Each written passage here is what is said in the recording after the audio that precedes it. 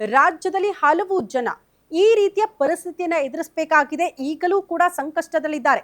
ಈಗ ಗಮನಿಸ್ತಾ ಹೋಗೋಣ ಮತ್ತೊಂದು ಜಿಲ್ಲೆಯ ಪರಿಸ್ಥಿತಿ ಹೇಗಿದೆ ಮಳೆಯಿಂದ ಅಂತ. ಮೂವರಿಗೆ ಗಂಭೀರ ಗಾಯ ಆಗಿದೆ ಅಂತ ರಾಯಚೂರಲ್ಲಿ. ಇದು ಮಳೆಯಿಂದ ಆಗಿರುವಂತಹ ಅವಾಂತರ.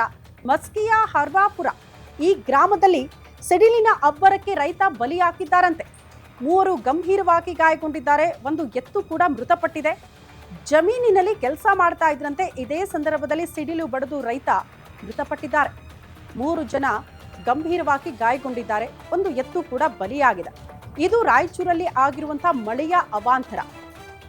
ಒಬ್ರು ಜೀವ ಕಳ್ಕೊಂಡ್ರು, 3 ಜನ ಗಂಭೀರವಾಗಿ ಗಾಯಗೊಂಡಿದ್ದಾರೆ. ಒಂದು ಎತ್ತು ಕೂಡ ಬಲಿಯಾಗಿದೆ ಈ ಸಿಡಿಲಿನ ಅಬ್ಬರಕ್ಕೆ. ಹಾಗಾಗಿ ಮಳೆ ಬಂದಾಗ ಆದಷ್ಟು ಹುಷಾರಾಗಿರಿ ಅಂತ. ಮರದ ಕೆಳಗಡೆ ನಿಂತ್ಕೊಳ್ಬೇಡಿ, ಹೊರಗಡೆ ಇರಬೇಡಿ. ಗುಡುಗು ಸಿಡಿಲು ಸಹಿತ ಮಳೆ ಆಗ್ತಾ ಇದ್ದಂತ ಸಂದರ್ಭದಲ್ಲಿ ಯಾವ ಕ್ಷಣಕ್ಕೆ ಎಲ್ಲಿ ಸಿಡಿಲಿನ ಅಬ್ಬರ ಹೆಚ್ಚಾಗುತ್ತೋ, ಅದು ಎಲ್ಲಿ ಹೊಡೆಯುತ್ತೋ ಅನ್ನೋದು ಕೂಡ ಗೊತ್ತಾಗಲ್ಲ. ಅನೇಕರು ಈ ರೀತಿ ಸಿಡಿಲಿನ ಅಬ್ಬರಕ್ಕೆ ಜೀವ ಕಳೆದುಕೊಂಡಿರುವಂತಹ ಉದಾಹರಣೆ ಇದೆ. ಹಾಗಾಗಿ ಹೆಚ್ಚಾಗಿ ಮಳೆ ಆಗ್ತಾ ಇದ್ದಂತಹ ಸಂದರ್ಭದಲ್ಲಿ ಸೇಫ್ ಇರುವಂತಹ ಪ್ರದೇಶ ಅಂದ್ರೆ ನಿಮ್ಮ ಮನೆಯಲ್ಲಿರೋದಕ್ಕೆ ಟ್ರೈ ಮಾಡಿ ಅಂತ. ಜಮೀನಿನಲ್ಲಿ ಕೆಲಸ ಮಾಡ್ತಾ ಇದ್ರಂತೆ ರೈತ.